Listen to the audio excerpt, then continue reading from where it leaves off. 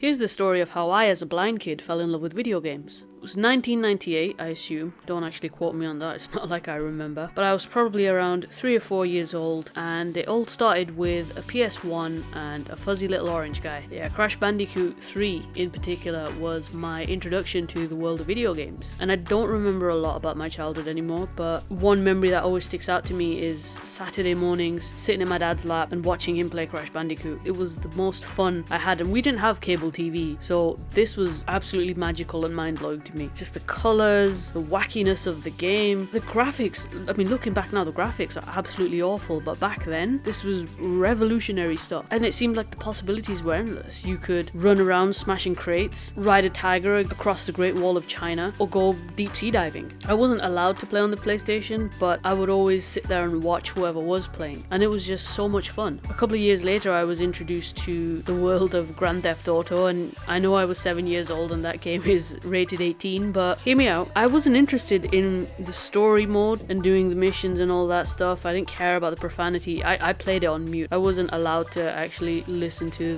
the game, but my favorite thing to do was just to find a cool car, drive around. It was on PC, so there were a lot of cheats that I had to memorize, and I had the most fun driving around, making my car fly, making the wheels of my car ginormous, discovering all the hidden little corners of the game, and just the idea of an open world game was so fascinating to me because you didn't have a set objective, not unless you were doing a mission, but when you weren't, you could roam around and do anything. My imagination would just run wild. A few years later, I was 9 years old and my family were going through a bit of a difficult time, and one day my mum decides to surprise me with my own PS2, and to this day it's the best gift anyone's ever given me. I cherish that thing with my heart and soul. I still have it. Some of the wires don't work, but I still have it, and I'm gonna hold on to that for as long as I can. A cousin of mine actually gave me my first ever PlayStation game, and it was Tony Hawk's Pro Skater, the original one, for PS1. And because I was playing it on a PS2, I couldn't save game. The memory card just wasn't compatible. So every time I loaded it up, I had to start from scratch. And let me tell you, getting through that just once takes a very long time. I remember once we were going out shopping and I'd just about made it to the second to last level, and that was the furthest I'd ever gotten. So I thought, I'm gonna leave the PlayStation on, just turn the TV off and go, thinking it'll be fine, I can continue when I come back. Didn't realize my mum had come back in just as we were about to leave, and she saw that the PlayStation was on, wondered why it was on, and turned it off. I was devastated, as you can probably imagine. Another fun story about that, actually, a couple of months back, I uploaded a picture of the CD to my Instagram and I tagged Tony Hawk in it, like the actual Tony Hawk, just for fun. I didn't think he'd see it, but turns out he actually saw my Instagram story. He didn't respond to it, but he saw it. Tony Hawk acknowledged my existence. I played a lot of games on that PS2. A lot more Crash Bandicoot, some Jak and Daxter. I even tried to buy GTA a couple of times, but the people at the game store, I guess, didn't want to sell a 10-year-old a game that was made for people over the age of 18, which, you know what, kudos to them. I played on that thing until it was ready for retirement, and we got a PS3 pretty much soon afterwards, but I don't remember spending a lot of time on there, to be honest, because they got rid of the multiplayer mechanic where you could have two remotes and sit side by side and compete. Everything switched to online, and I didn't really enjoy it at first. Now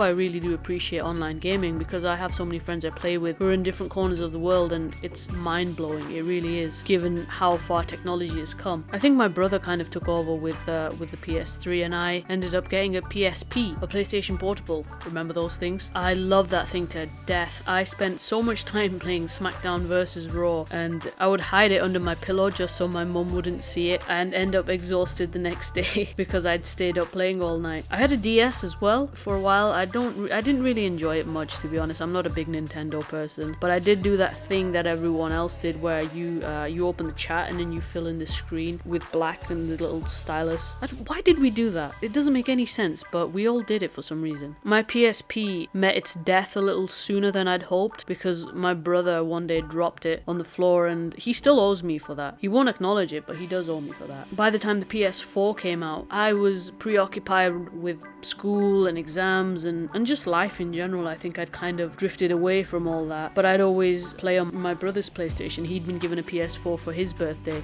At that time, GTA 5 had come out. I was so immersed in this open world of GTA and just being able to go where I want and drive where I want, dress how I want. It was a lot of fun, and this was before the online mechanic came out as well. This was just all on story mode, but even then, the graphics how realistic things were. It was amazing. It really is crazy to see the progress gaming has made it within the last 15-20 years. Mind-blowing. A couple of years ago I ended up getting my own PS4 as well because I was tired of sharing. If you have a brother, you'll know what I mean. Sharing with them is just hell. To be fair, I mostly got it so me and my brother could play Minecraft together, and we had a lot of fun memories with Minecraft as well. I always like to refer to it as virtual Lego, and I was a big Lego kid growing up, so again, the possibilities are endless, and yeah, everything is blocky and square and you punch trees and punch sheep and pigs and whatnot, but being able to then make something so creative out of absolutely nothing, your imagination runs wild and it's awesome. But again, I didn't really spend much time on my PS4. There were a lot of games I wanted but didn't have the time for, just because life was being life. And then the pandemic happened, and suddenly I find myself stuck at home with nothing to do, trying not to get swept up in the doom and gloom of what was happening in the world, and I rediscovered that love and passion I had for video games. Now, I'm not a trophy hunter, I'm not a completionist. I'll play through something once and not touch it again unless I really enjoyed it, because I think that is the most important element for me, having fun with something, getting lost in it and being able to laugh and not take myself so seriously. I think a lot of people during the pandemic related to that. They either rediscovered their love for video games or it was just a new discovery for them. I think it links to this